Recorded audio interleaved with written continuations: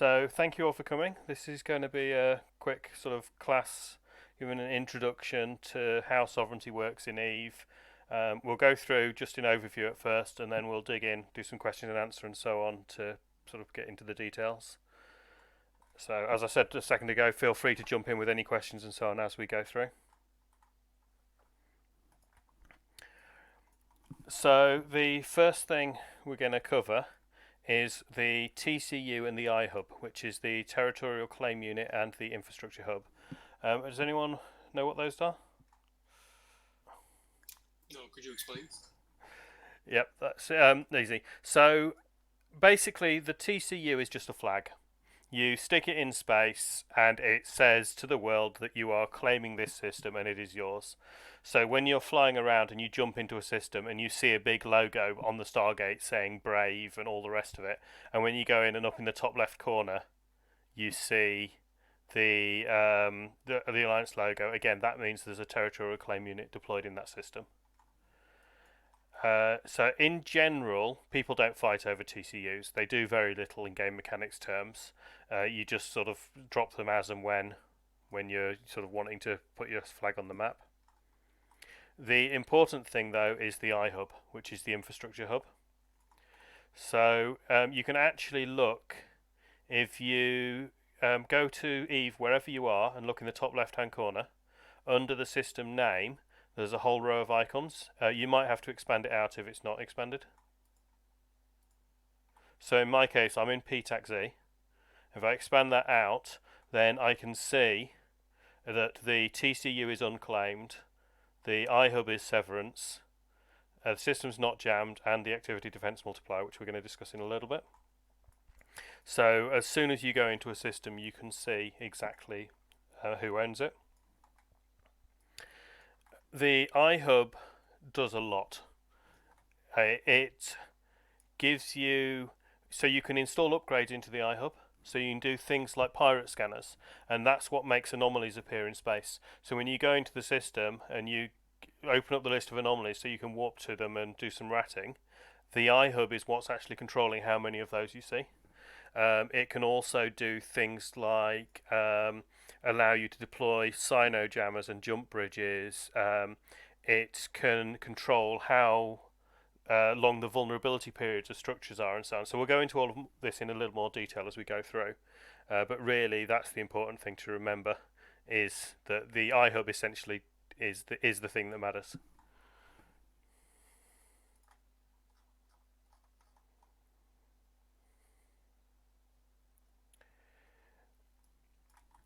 So the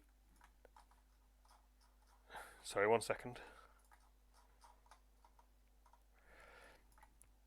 So if you keep that display that we were just looking at open, at the right you'll see there's the activity defense multiplier. Can you all see that? Yep. Yeah. Okay, so again, I'm in PTAC-Z, so I'm seeing strategic index is 1, military index is 3, and the activity defense multiplier is 3.1. So in whatever system you're in, you'll be seeing 3 values for those 3 numbers. The strategic index is what matters when it comes to things like anchoring structures. So if you want to put a jump bridge or a sinusoidal jammer or such like in a system, you need a strategic index of 3. For the pirate scanner that I mentioned earlier, the military index is what matters. So you can put any level of pirate scanner on, but it will only have an effect up to the level of military index you've got. So for example, military index 3, if you put a level 5 pirate scanner on it, you'll get the same effect as for a level 3 pirate scanner. Whereas when you get the military index up to 5 and the pirate scanner up to 5, that's when you get the sort of most benefits. The industry index is about mining. So that is looking at mining anomalies and how much mining people do in the system and that sort of stuff.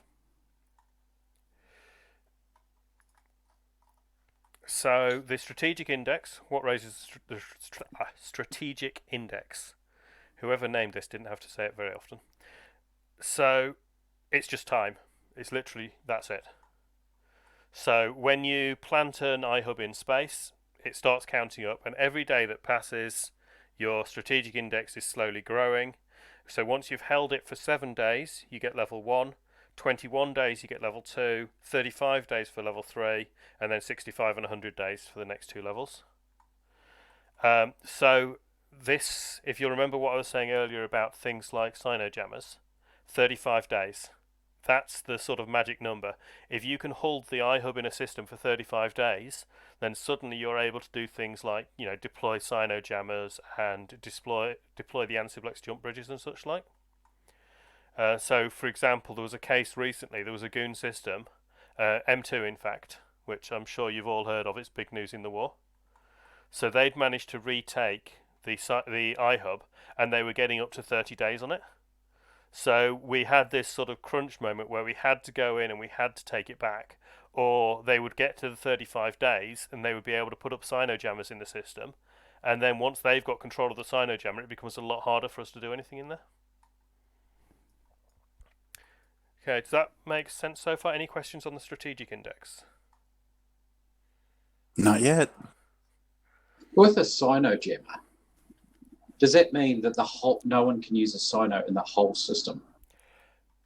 Yes, only for full Cynos though. So you can still do like covert Cynos into jammed systems.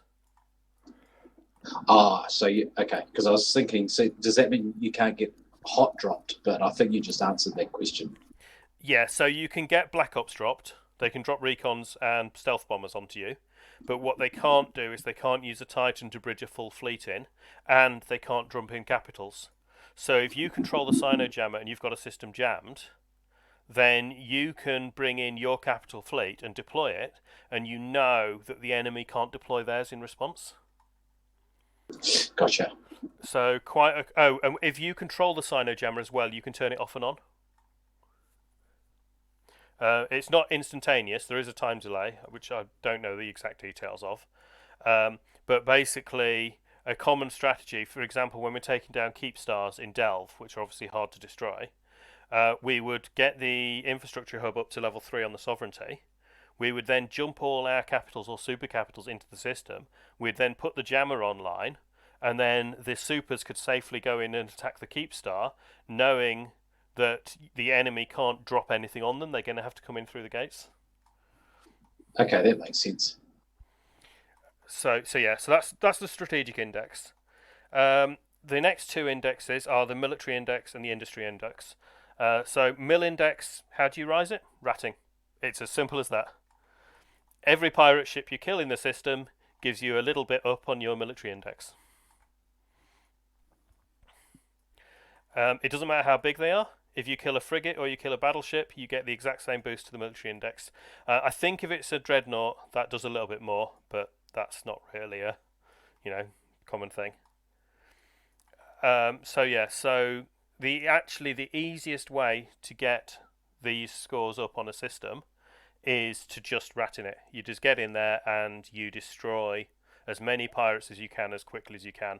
And that's what, when people talk about ADM fleets, that's exactly what they're talking about. They're just talking about a fleet of something like Vexers just going into a system like a swarm of locusts and just destroying every pirate they can find in as many systems as they can. You do make a bit of ISK doing that. It's not normally as efficient in pure ISK returns as just ratting on your own, but it's being done for a strategic objection, and you make a little bit of ISK on the side, so it's not too bad. Then for the industrial index, it's mining. So every cubic meter of ore that gets mined in the system, the industrial index rises up. So again, you can ADM by mining, but obviously that's a little bit slower, a little bit more risky, a little bit more specialised. So it is less common, but it does happen. In terms of raising the military index, any rat at all. So belt rats, anomalies, events, anything you like. If it's an NPC pirate and you blow it up, then you've just contributed to the military index. So that's all the good news. The bad news is that the military index and the industrial index both drop by 1% per hour. So approximately every 4 days it will drop a level.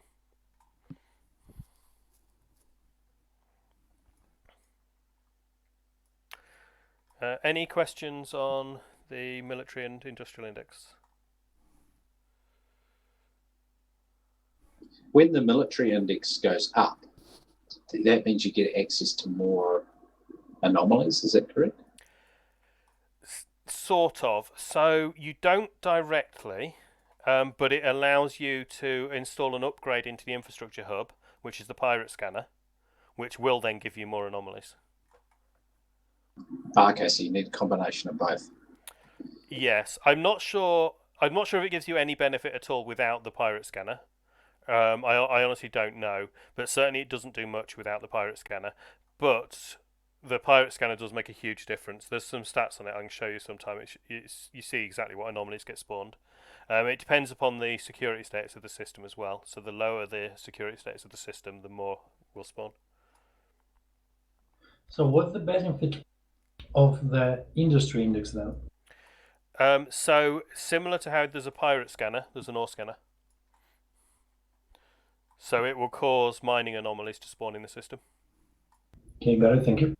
And also they both factor into the ADM, which is what we're about to talk about. So the ADM, you've probably heard me use the acronym a few times. It's the Activity Defense Multiplier. And basically it is generated by combining the three indexes. So again, if you hover over it in the system you're in, what's your activity defense multiplier looking like? Shout out a few numbers. 3.1. I'm a GE tech and it's 5.7. Yep. So 6 is the absolute maximum it can be. So you can see we've been living in GE tech for a long time. We've been doing stuff in there. So the index is really high. Whereas in other places, so PZ, as I was saying before, the strategic index is 1, military index is 3. So you're getting a defense multiplier of 3.1. The way it works it out is, so basically there's a table. You get 0.6 for one level in military, 1.2 for another level, 1.7, 2.1, 2.5 as you go up the levels of military, and then exactly the same for the levels of industry. So if you've got level 5 military, you'll get a defense multiplier of 2.5 from that. Same from industrial is the maximum, and then they get added together, and then the strategic one goes 0, 0.4, 0.6, and so on up till 1. So the total, if you add the military plus the industrial plus the strategic, goes up to a maximum of 6. So now we know what it is. What does it do? And it is really, really important. It is so powerful. Even like I'm going to describe it, and it may not even necessarily be immediately obvious exactly why it's so strong. So we'll dig into it a little bit. So the first thing it does is the length of time it takes to attack anything in that system in terms of sovereignty structure. So we're talking IHubs and so on. Depends on the multiplier. So if you've got a multiplier of 3.1 and they come in and they try and attack your IHub that normally takes 10 minutes, it's now going to take them 31 minutes. The defenders still do it in the normal time. So our defense is happening at full speed, and theirs attacking is taking 3.1 times as long as it would normally do. So does that make sense? Perfectly. So the iHub doesn't have like a certain amount of shield or anything. It's more of a timing thing. Yes, that's right. When we come down to toasting at the end, we'll explain exactly how that works. But it's not anything to do with hit points. It's a certain amount of time where you're attacking it with your toaster. Okay. And yeah, so the base time is I think 10 minutes, and then it's just multiplied by that. And then you get command nodes as well, which again we'll come into a bit later. So you've immediately got a big advantage. You're essentially 3-to-1 advantage just from having that 3.1 times multiplier. The other big effect it has is the vulnerability window. So who knows what that is?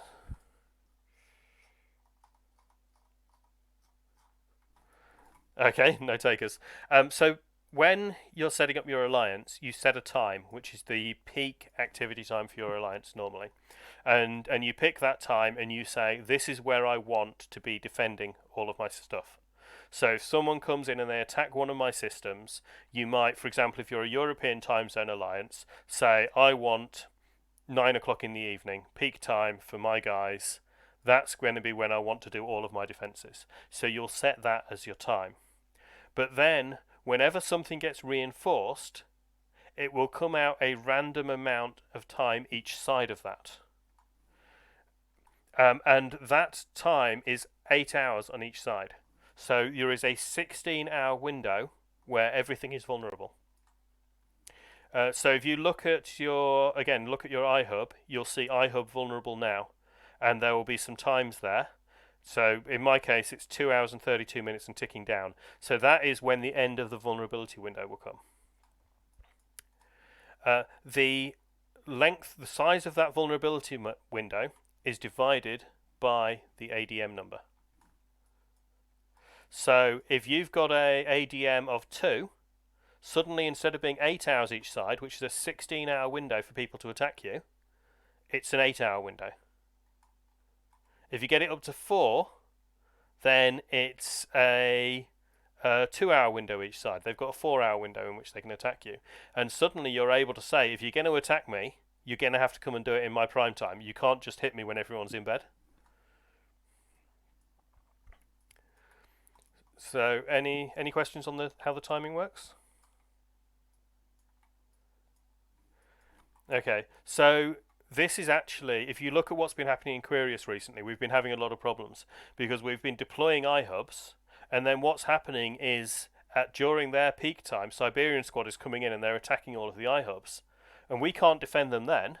And then we've been unlucky on when the timers are coming out, and they've also been coming out in their prime time. So we're then not able to really contest those iHubs properly. Whereas in the systems where we do have better ADMs, they hit that, but then when it's coming out, well, they have to hit it in our prime time, so that's harder as well. And then when it comes out, it's much more likely to be in our prime time, so it's much easier for us to fight over and defend those systems. So we'll see later. We'll have a look at what the status is in Quirius at the moment. But there's a system called BX2, for example, and we got lucky on the timing with that, and it came out during our prime time, and we were able to go and defend it. And we've now held that system. They've reinforced it again since, but we're now holding it, and we've managed to get the ADMs up a bit. So it's going to be like the longer we hold it, the harder and harder it is for them to attack.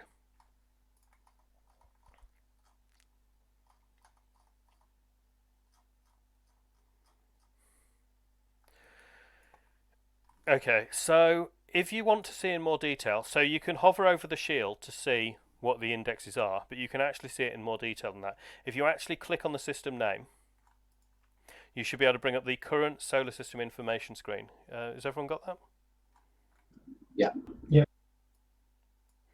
Okay, anyone who hasn't been able to find that, put an X in fleet.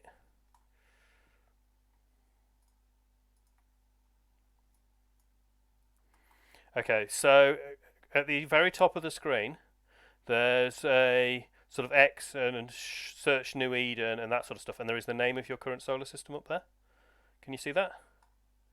If you just click on the name, so in my case, I'm clicking where it says PTAC-ZMZV, and then when I do that, a window should open with the info on the solar system. Everyone got that now?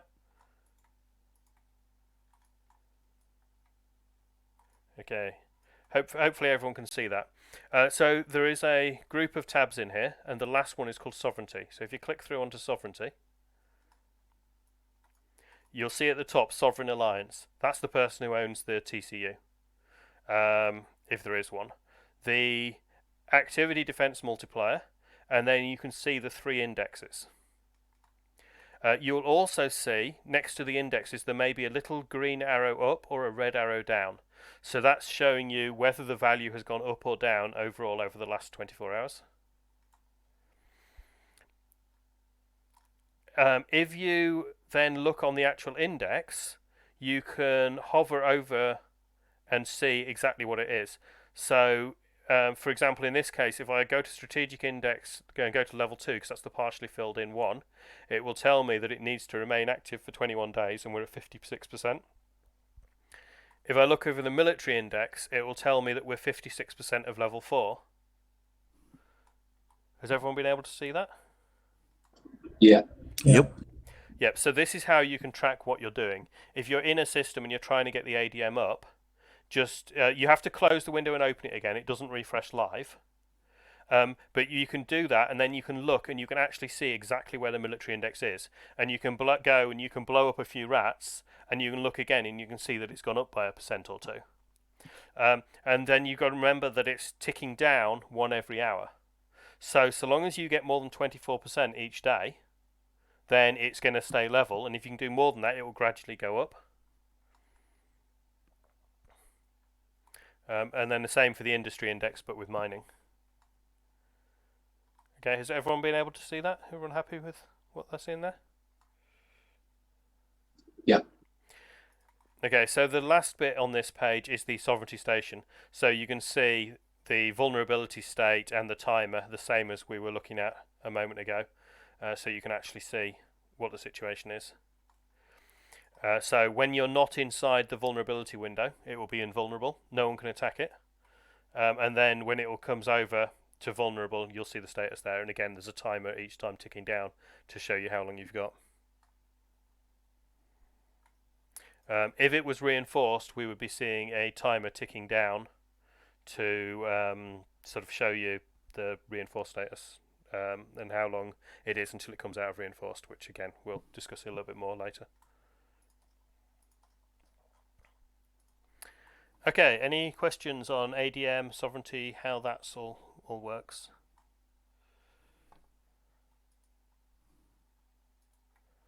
Okay, cool. So the Alliance has some recommended fleets and ships and so on for ADM. I'm just going to put some links in Fleet.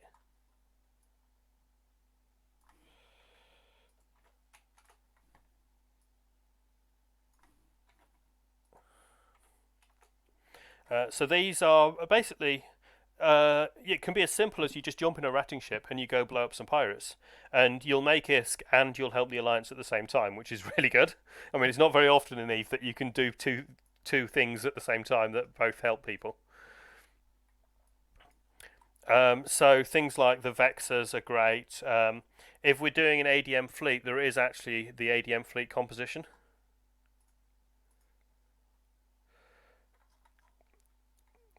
So that actually uses fleet vexers and then exquirers for remote reps and augurers. So you have people that can get out there and use the drones to do damage, and then you've got logistics to keep them alive so that they can focus on doing the damage. And then those fleets will actually fly around, and as I said before, it's the sort of plague of locusts type thing. You just go in and you kill every pirate you can find, move on, leave no pirate alive. And then the fleet can also, like if a single enemy comes in and tries to give it some grief, it can get together and fight them off. It's not really a full-on PvP. You know, you're not going to go and try and pick a fight with it. It is designed for doing the ADM thing, but it does have some defense as well. It's not completely vulnerable. So there's various example fittings and so on in there. I'll let you sort of have a browse through that in your own time. But you should be able to find some that you can get into, even in alpha clones, low skill player, new player, sort of comfortable ones. I have a question about Adm grinding. In the industrial side, do moonhawks also contribute to the industrial modifier? Yes. So any sort of mining, if you're using a mining laser and you're turning rocks into ore, then it will count. Second follow-up question. Are the belts in Quirius empty like in Catch? Can we grind ADM in mining, or is that not possible because of belts not spawning? There are rocks in the belts. To be honest, I'm not a miner, so I'm probably the wrong person to ask. There are certainly some rocks in the belts. You could certainly give it a go, but I couldn't say just how easy or hard it would be. There are spawns in the systems. So, for example, BX2's got 4 anomalies that are all full of ore at the moment. Oh, that's good. That would help that. Even without the scanning arrays. However, there is one huge problem with trying to get the industry index up, which is that you really need somewhere to take the ore. And a lot of the systems in Quirius right now do not have stations in them. I'm sure that will change as we move in, but right now You know, there are a few systems with stations like PTAC-Z and just thinking one other. DS TAC-LO3 has got a Fortizar in it, but a lot of the others are just empty space. So if you're mining, you're not really going to have anywhere to put the ore. Whereas with ratting, at least you're still getting the bounties. I see. I mean, as I said, I'm sure that will change as we move in and we start to deploy into the space and we start to drop structures. Then yes, definitely you'll be able to get out there, do the mining, and raise the ADM that way. Okay, good to know. Thanks. Okay, so I've been talking about Quirius a lot because that's really where we're caring a lot about it at the moment. So I'm just going to put another link in Fleet.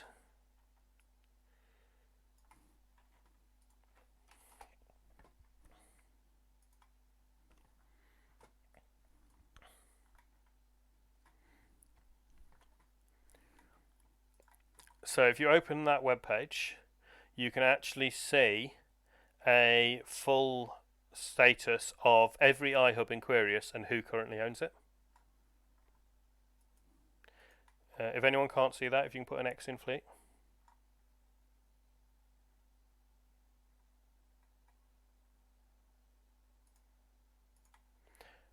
Nice. Okay, so when you look at this, at first it's just like a big blurry mess of what's all these colours and numbers and so on. But this is the sort of strategic map showing the layout of all the systems and the links between them. And then all the ones that are the same colour are owned by the same alliance. And then the alliance ticker is under the system name. So if you look down the bottom in pink, you can see Severance, the TAC-7 TAC. Those are our sort of friendly allies. They've been deployed to Quirius for a while, so they're quite settled in, and they've got a lot of decent iHubs in and all their infrastructure set up. You'll see that there are very few grey Brave iHubs though. We had actually, a few days ago, we had deployed them to the entire area. So if you look between the pink area and the middle, where you can see PTAC-Z is in pink, because Severance were helping us hold it whilst we were busy in catch. There's an area there with a lot of white systems. So those are all ones we are trying to claim. We want those systems. And we had deployed iHubs into them, but Siberian Squad is hitting them as fast as we deploy them. And because we have no ADMs, and we've been unlucky with the timings, they've almost all, except for two of them, they keep coming up in Siberian Squad's prime time, and we've just not been able to contest yet because we're still moving out. So what we're going to be trying to do is get a few of these systems, get the ADMs up, and then when we deploy the iHubs, we'll be able to do it at a time, have them coming out at a time where we can actually try and defend them. At the same time, you can see SB TAC SQ, that's Siberian Squad. So those are the systems that they're trying to claim in Quirius.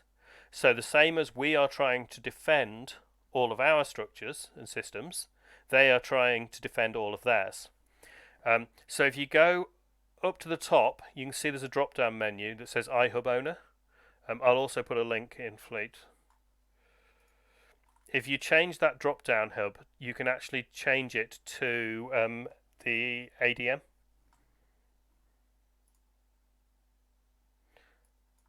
So under Sovereignty, Activity Defense Multiplier is an option.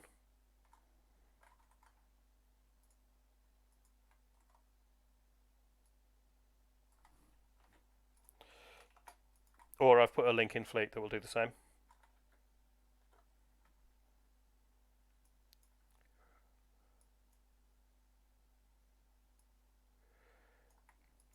So this lets you, again, at a glance, you can look at the systems and you can see what the ADM is across them all.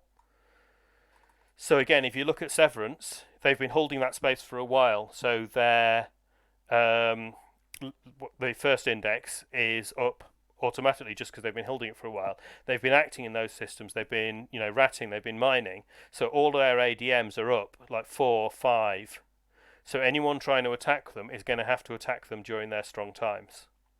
Whereas all of those systems I was just talking about, you can see they're all down near 1s and maybe a few 2s, which is why it's so hard for us to defend them, and that's where the ADM comes in. Because if we get in those systems, we get that up, then we deploy our iHubs, or we deploy the iHubs and then quickly get them up, is even better, for reasons we'll come to later.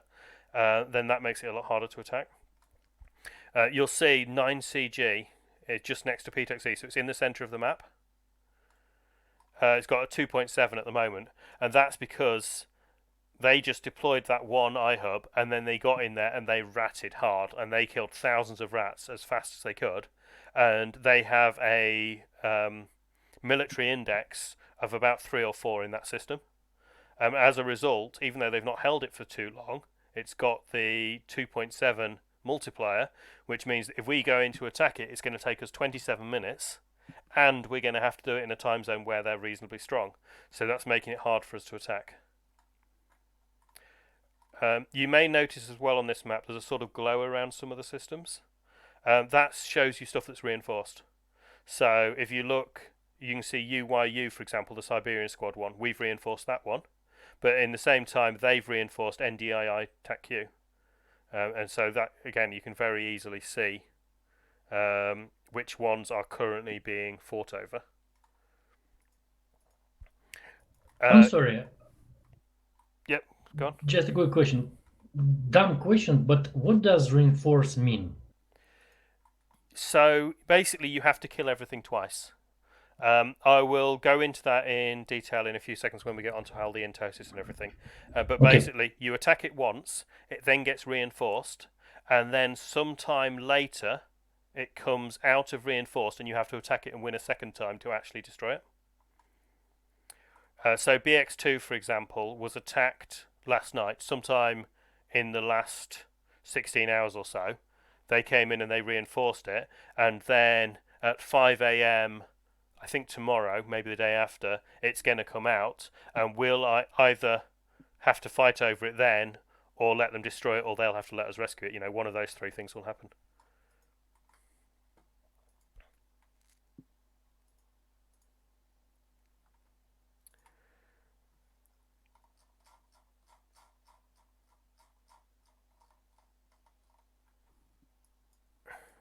Okay, so you can also actually look at a list of all of the upcoming like battles for sovereignty.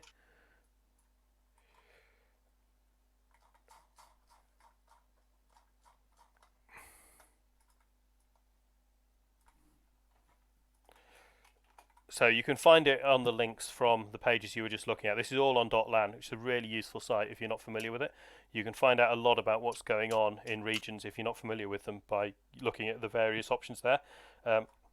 For example, NPC kills in the last 24 hours will show you where people are ratting, that sort of stuff. So if you click on this link, this is showing you all upcoming defences in Quirius. So this is everything where someone has attacked it the first time, and you can see when it's going to come out and be possible to attack a second time. So if we are defending, so if you look down and you see Defender, NDII TAC-Q, we're defending our iHub at 10 o'clock this evening. Now hopefully that's in a good time for us, so hopefully we'll be able to get in there and defend that. But if we wanted to help that, we could get into that system and we could get the ADM up, and that would mean that when the attackers come in to try and take the iHub over, that it's going to take them twice as long or 3 times as long on each node as it's going to take us.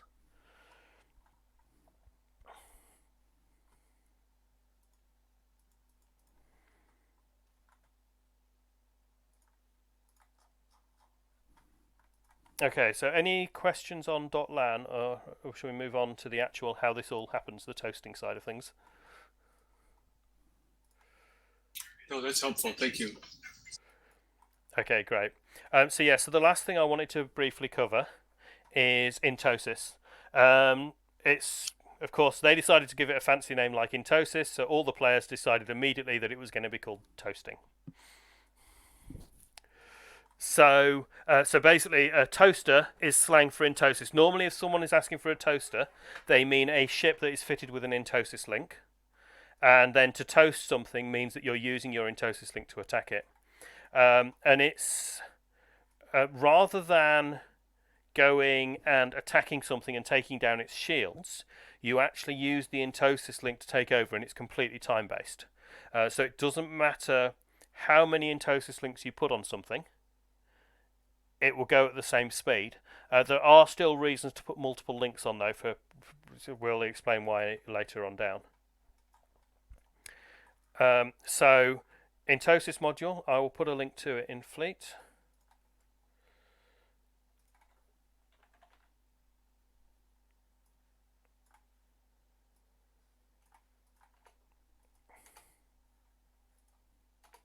There is a Tech 1 and a Tech 2 version. The big difference being the activation time and duration, which we'll go into in a little bit. And you'll see that the skill requirements and the fitting requirements are really quite mild. Virtually anyone can fly them. They aren't cheap though. A Tech 1 Entosis link is 25 million ISK. A Tech 2 Entosis link is 280 million ISK.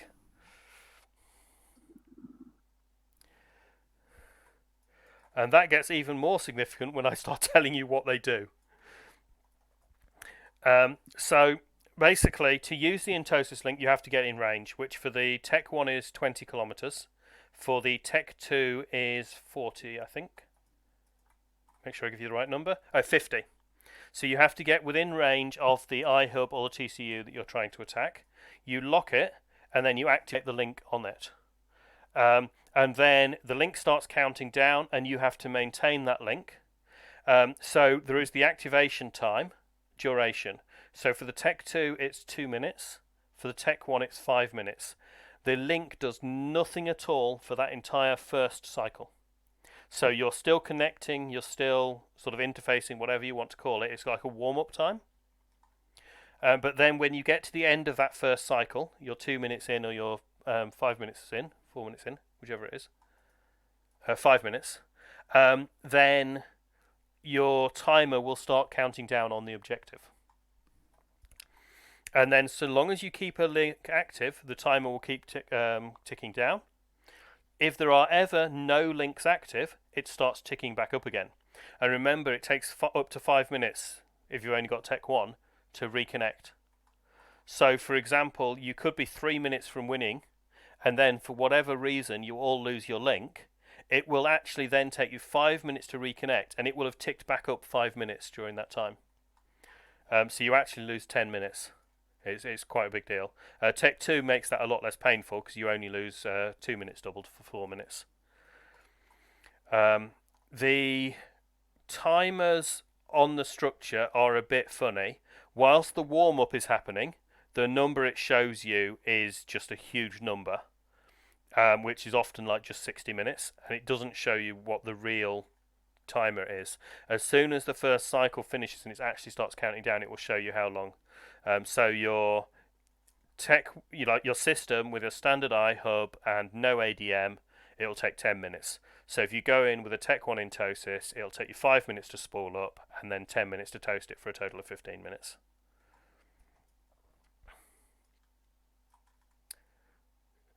Does that all make sense so far? So that 10 minutes that it takes to toast it is that's just a standard number, or is this all dependent on the ADM? Exactly, it's dependent on the ADM. So there is a base time. So if you look at an iHub, you can actually show info on the iHub if you want in your system. So if you look where you've got under the system name, you see the info for the iHub. You can right click on that and show info. And you can see a base capture time is 9 minutes and 55 seconds. And defensive regeneration time is 49 minutes. So that is how long it takes at base to capture an iHub. And if you don't contest it, so you remember what I was saying about reinforced? When it comes out of reinforced, that is how long it will take to just heal by itself if no one comes to defend it or attack it. The base capture time then gets multiplied by the ADM.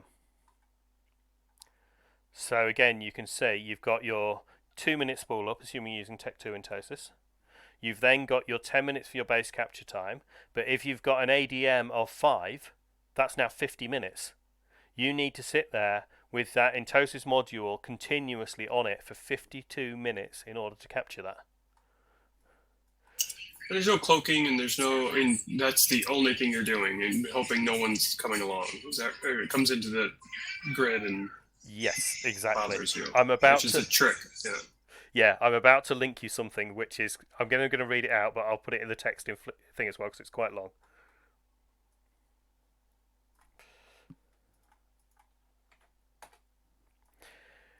While the module is active, your ship is unable to cloak, warp, dock, jump, or receive remote assistance such as repairs or capacitor. There is no way to stop this effect early except for losing the ship. Capital ships have a roll penalty that increases the module cycle time by 5 times, forcing them to stay at capture points for longer.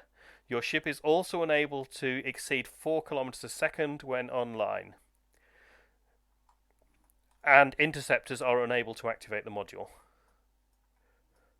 So basically, when you activate the Entosis, this is another reason the Tech 2 has a big advantage. Because once you activate it, you are stuck there. You can't move, you can move, but you can't move fast, you can't cloak, you can't warp, you can't be repaired. You know, it's pretty, crippling. And you've just announced to your enemy that you're there because they will see when you start doing this. There's a ping goes out saying everyone that the IHub is under attack. So you are extremely vulnerable. And there are a few ways we handle this. And we've got a whole list of different doctrines and ships designed to sort of cope with this.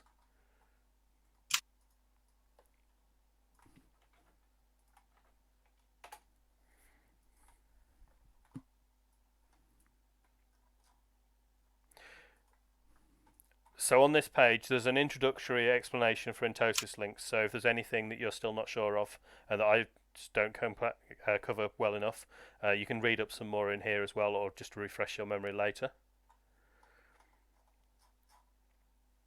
And then you can see we've got a bunch of different ship fittings. So the first two are industrials, believe it or not. The Sigil and the Nereus. They're also known as Clown Nose and Clown Feet. So if you give me a second, I'll link the Sigil fit-in fleet.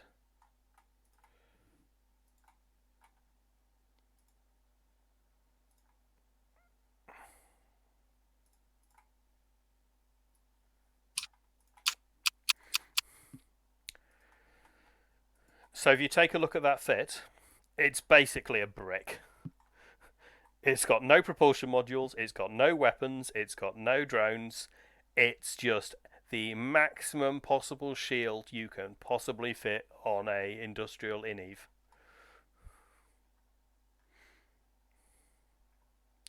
It's 23,000 effective hit points.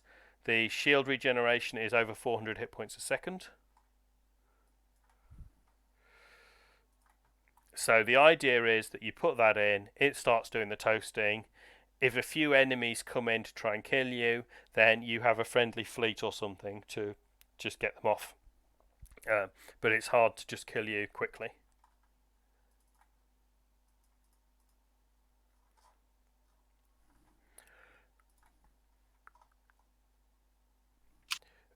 So these are the ones we normally use if there's not a lot of opposition. Because they can just sit there, they can last for long enough. You know, if a couple of enemies comes in and tries to shoot them, they can last for long enough for backup to arrive. Because normally what you do is you have some sort of fleet that's there supporting the toasters.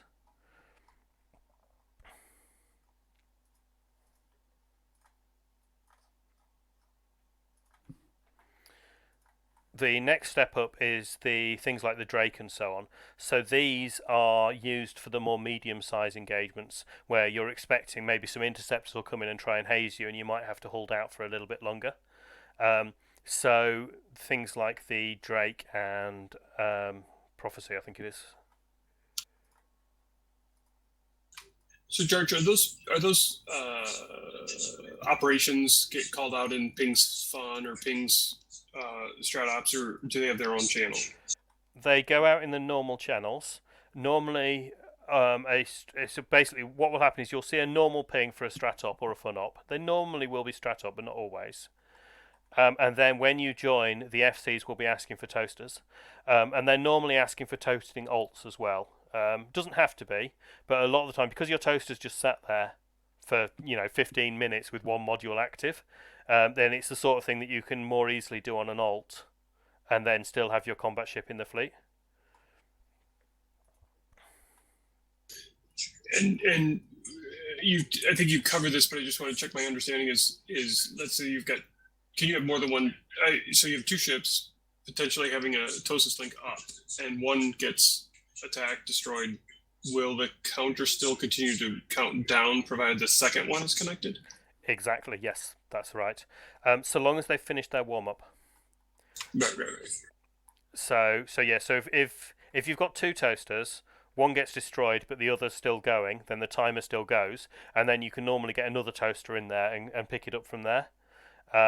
It also comes into jamming and so on, which we'll go into in a little bit. So here's the Drake version. It's a bit bigger, a bit beefier, a bit heavier. It's got 111,000 effective hit points. It's got less shield regeneration than the thing, but it's just a massive brick. So even when a fleet comes in and tries to blap it, they're not just going to one volley it off the field, unless it's something pretty massive. And of course you've got your defenders there who are trying to keep the enemy fleets off you whilst you're doing this. You'll also notice that there is a micro jump drive on the Drake. So I'm not going to go into details with that, but you can activate that whilst toasting. So if you're on something, and you see enemy coming into system, you don't have backup nearby, you activate the micro jump drive. That will jump you 100 kilometers away from where you are. You'll now be out of range for the link, so you've immediately lost the sort of toasting connection. And your Entosis reds will still be ticking down, so you won't be able to cloak immediately. But you've got that little bit of extra, sort of more time and more safety. The enemy can't just warp straight to the IHub and find you right there. And hopefully that time is enough for the red cycle to finish, and at that point you can warp off or cloak. It also lets you escape from tackle potentially. So if someone comes in and they tackle you, but they've only got a warp disruptor, again, you wait till your red timer's finished, or you sort of try and time it so that you can then micro jump away from them, and then again cloak or warp off before they can get to you again. And then the last ones, which I'm not going to go into in too much detail, are the Zippos. So these are things like command destroyers fitted with Tech 2 Entosis links, and they are much faster, they're much more agile, and they're trying to disengage because they've got the 280 million ISKA links. So if hostiles come in, they're going to red cycle, micro jump drive, and again try and get away, but they've got a much better chance of getting away, but they're also a lot more expensive if they fail. Do we have any questions on Entosis links and the various fits?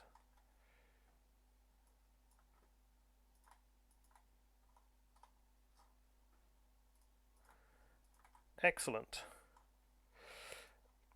Okay, so almost the last thing actually is, we've talked a few times about reinforced. You finally get to discover what I was talking about all along. So basically, the initial cycle is you just go up to the IHub, you put your toaster on it, you wait your 15 minutes or your half an hour or your hour, depending on the ADM, and then at the end of it, the structure goes to reinforced.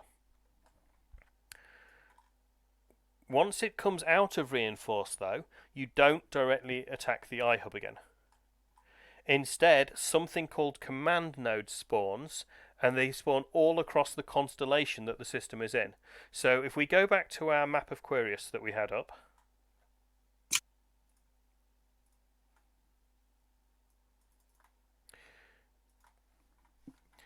you can see that the systems are grouped, and there is a group together, and then there's a red line between two of them. So if we look at BX2, for example, you can see ZUZN, YW, SYT, and then there's a red line between that and UYU. Can you all see that?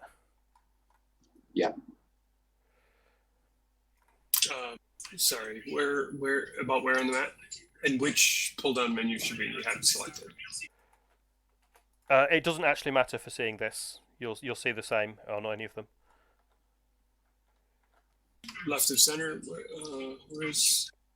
It doesn't really matter, to be honest. If you look at any group of systems, you'll find that there is a group of about 5 or 6 systems, maybe a few more, maybe a few less, and they're all together, and they have been tried by the person who designed the maps. They've tried to put them sort of slightly together, and then there are longer links between them that are in red.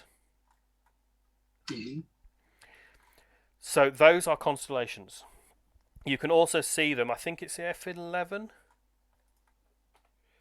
If you press F11 in-game, you will actually see a little map come up. You'll see the universe where you are, the region where you are, and then the constellation, and then the solar system. Yep. Personally, I find it easier to see on .lan, but both are sort of fine. So, command nodes will spawn in any system in the same constellation.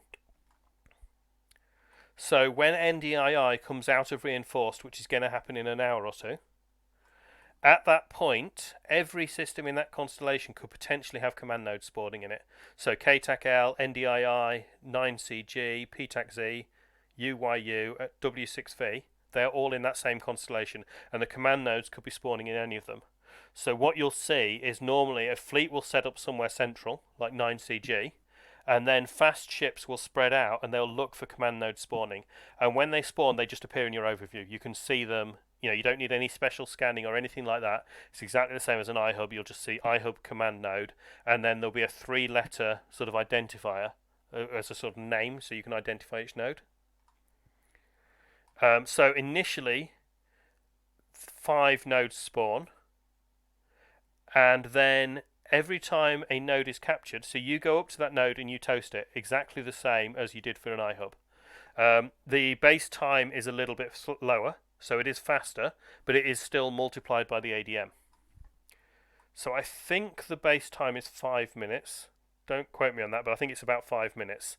And so as a defender, it will always take you 5 minutes to toast a node. But there are 4 other nodes that have all spawned. If a defender is on them, it will take them 5 minutes. If an attacker is on them, it will be 5 minutes multiplied by the ADM.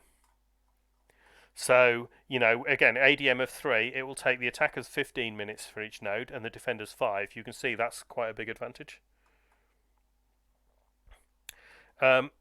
Each time a node is captured, a new node spawns. Somewhere else, so it may be in the same system, it may be in a different system. The only thing you know is that it's going to be in the same constellation. And so the other thing is that there is a progress bar that actually appears for the iHub itself. It starts at 60%, and if it reaches 100%, the defenders win. If it reaches 0%, the attackers win. And each command node that you capture moves the progress bar by 5%. So basically, the attackers need to capture 12 command nodes, or the defenders capture 8. But for each one, if the defender captures 1, that's 1 more the attacker now needs to capture. Everyone, so there's this sort of push and pull as you're all running around inside the constellation, trying to stop stop the enemies from toasting it, and protect your own toaster from the enemy trying to do the same. One last thing is only the owning alliance can do defensive toasting. So if it's a brave... Gunner getting in the GE TAC 8 Fortizar right fucking now, please. Thank you. Okay, never mind that. So the... where was I? Very distracted. You're saying the defending, well, the owner of the iHub is the only one that can defend command nodes, is that right? Oh yes, thank you. Perfect. Yes. So basically, the way it works is if it's a Brave iHub, let's say, anyone other than Brave toasting it counts as an attacker. Even if they're friendly to Brave, the system doesn't care. If they're not Brave and they toast it, they count as an attacker. So for defensive toasting, It has to be, the toasters have to come from that alliance. For offensive toasting, though, anyone can do it. So when we're attacking a Siberian squad IHub, you may see toasters from Test, from Severance, from Brave, all out there working on those nodes. Whereas when we're defending a Brave one, all of the toasters have to be from Brave.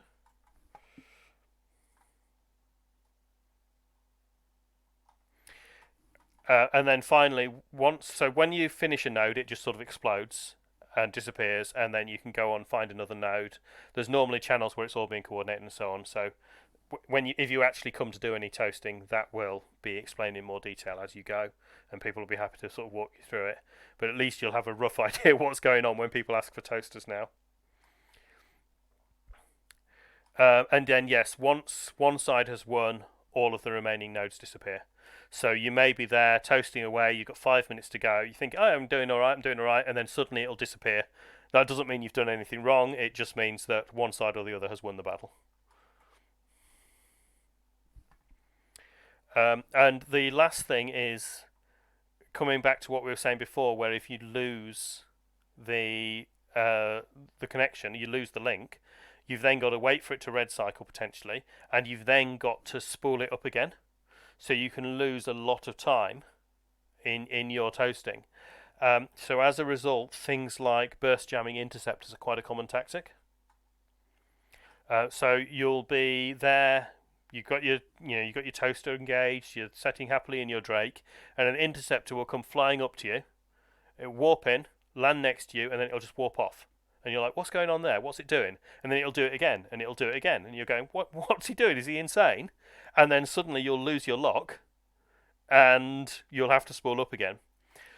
Because there's a module called a burst jammer that basically tries to ECM everyone within a certain range. So you have whole fleets of these interceptors that are warping in, trying to jam the Entosis ships, and then warp out again before they can be killed. So it's a way to sort of harass the toasting without actually having to commit a fleet on the field and just try and slow it down. So, for example, you might be forming up a fleet. So again, an example from yesterday, we attacked W6V. We actually went in there and we started reinforcing the infrastructure node in there. And, for the first 10-15 minutes, not a lot happened. And then there were 5-10 hostile interceptors doing exactly what I'm describing, where they're warping in, burst jamming, warping out, and they did actually manage, even though we had 7 toasters on that node, they did actually manage to burst jam them all off it at one point, and then we had to spool everything up again, and in the meantime they were assembling a big fleet in Delve, and then they abandoned a load of objectives in Delve and they ran all the way over to Quirius to stop us. So we pieced out and went home, left them to watch Delve burn. But you can see the interceptors had actually really delayed us by long enough that they were able to get a fleet together and come and contest and save their IHub. So ways to counter that: insta-locking interceptors, ECCM is good. Increase your sensor strength. Spread out the toasters so they can't all be hit by one burst jammer, and sort of that sort of thing.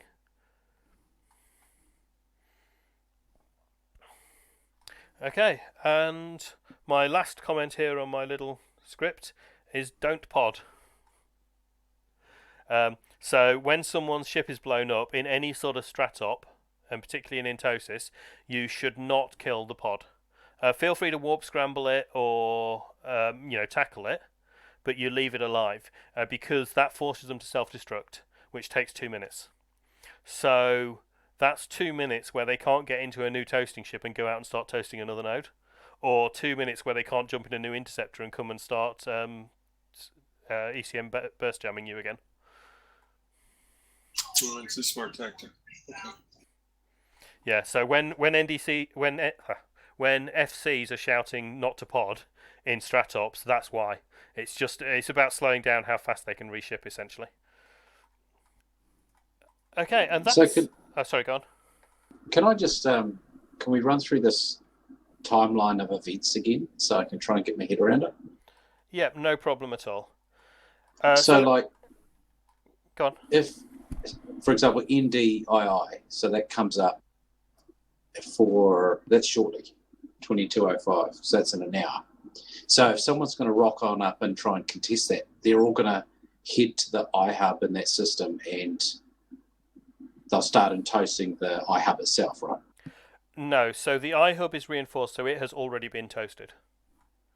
Oh, it's already been toasted. So this is the second attack on the iHub. Yes. Now, how do you know that? Because it's reinforced. So if you're looking on the .land view, again, I just find this a really useful tool for seeing what's going on. You'll see there's a sort of orange glow around some systems. That means it's already been done. Yeah, so the orange glow around the system means that the first hit has been done. So someone in the past couple of days has gone into that system, they've activated the Entosis link, they've waited out the full timer, and the node has gone reinforced. Right. So this is the second time. So they're going to, if they contest, they're going to go to the iHub and do the Entosis again on the iHub. No. Now, because it's this... No. Is this a command node thing now? Yes, exactly. So the iHub has already been done. You do the iHub once, and that starts the reinforce cycle. So similar to, I don't know if any of you've been on a structure bash where you go and shoot a space station, but what happens is you kill all the shields, and then when you get to the end of the shields, it gets reinforced. And it waits for a few days, and then you have to come back and you have to kill the armor, and then it reinforces. So it's a similar idea to that, and basically it's a mechanic that lets the defenders have a chance to come and respond, because everyone knows exactly when that is coming out of reinforced. Gotcha. So anything which is not reinforced within the vulnerability window, which is the 16 hours down to 4 hours depending on the ADM, you can come in at any time and just attack it, and no one can do anything about it except come and shoot you and make you stop. So you've got a 16-hour window, so you can choose your best time zone, and you can go in there with a force prepared, and you can hit it, and often you can reinforce it, particularly if it's only a 10-minute timer. You know, if you go in with a fleet of 100 people, the chance that a defender can get a fleet of a similar size together in 15 minutes is pretty small. Right. But what happens is it goes to reinforced, and everyone can see exactly when it's going to come out of reinforced, and they can see it a day or two in advance. So now all the people we've got who are planning the war will have a timer board somewhere, and it will be telling them NDII will come out at 10:05, and they'll be saying, okay, what are other objectives? You know, can we afford to send a fleet over there? You know, all that sort of, you know, high-level alliance strategic stuff that fortunately we don't have to worry about. Assuming they say, yes, okay, we can go and contest that, they'll then form a fleet together, and they'll form it a bit ahead of time, and this is the sort of fleet where when you join the fleet, the FC will be saying, we need toasters. We need brave toasters. We need brave people in toasters, because we're going to defend it. And then what will happen is the fleet will form up probably somewhere central on the constellation. So you wouldn't necessarily go and form in NDII, because the nodes will spawn anywhere in those 6 systems. So you would probably actually form up in the 9CG in this case, because that's a central system that stops people from travelling around. And you would then fan out with scouts and toasting ships, and then as the nodes spawned, you'd report, you know, 2 nodes have spawned in UYU, so you would send probably 4 toasters there, 2 would get on each node, and then you might even have a few ships go to defend. You know, this is all the sort of stuff the FCs are handling to try and protect that toasting process. Gotcha. Yeah. And then basically you run around the constellation for however long it takes, toasting the nodes, and it's almost like a race against the enemy to say who can protect their toasters the best, who can toast the most nodes, with the defender advantage of the ADM, if there is an ADM, to finally, at the end, if you manage to get them all, the iHub goes boom. Or the iHub goes back to safe, in which case it would then need to be reinforced again if someone wanted to try and attack it again. Okay, yeah, that makes sense. And I guess I guess it's not really vitally important, but when you deploy a new iHub, you have to toast it as well. So you can actually steal iHubs. Again, M2, for example, we had the big battle. We finally won. We destroyed their iHub. We went to deploy our own, and the cheeky buggers in Goonswarm had already tried to deploy theirs, and they dropped it on the grid with their keep star. So we then, and you can only put one down in the system at once, so we then had to go and hold that and fight over it, and then let our toasters get in and toast it, because it's whoever manages to toast it. Basically, whoever puts it into space first decides where it is in the system. Whoever finishes an Entosis cycle on it first is the one who actually gets control of the iHub. And that's basically it. I mean, hopefully I haven't been too boring. No, quite informative. Yes, a lot of information. Thank you. Yeah, it's been really good. Okay, that's good to know. I've heard, just being on comms and stuff, in Catch there was some command nodes coming out and Shattered was calling for toasters and all hell was breaking loose, but I never really understood any of it. So now I know. Yep, so hopefully next time they say that, you'll know what they're talking about.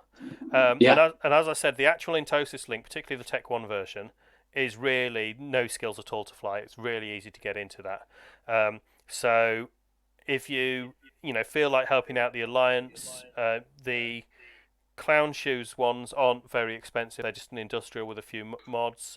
The expensive thing is actually the link. Then you can get into those. Okay, so yeah, one last thing is you can get the ADM up if you don't own the iHub. So the military index, obviously the strategic index is not going to rise unless someone owns the iHub, but the military index you can get up even in a completely unclaimed system. And then when you deploy the iHub, you will already have a military index and you will have a little bit of defense. The problem with doing that is it means you can't have the pirate scanner, so you don't get the anomalies, which helps get the military index up. And also, if someone else comes in and drops their iHub, they're going to benefit from your work. So that's why it's sort of important to be sort of looking, and one of the big things really I wanted to take away from this is if you're ratting in a system, make sure it's a friendly owned iHub system. Because if you're ratting in an enemy owned system, you're just helping them increase their ADMs.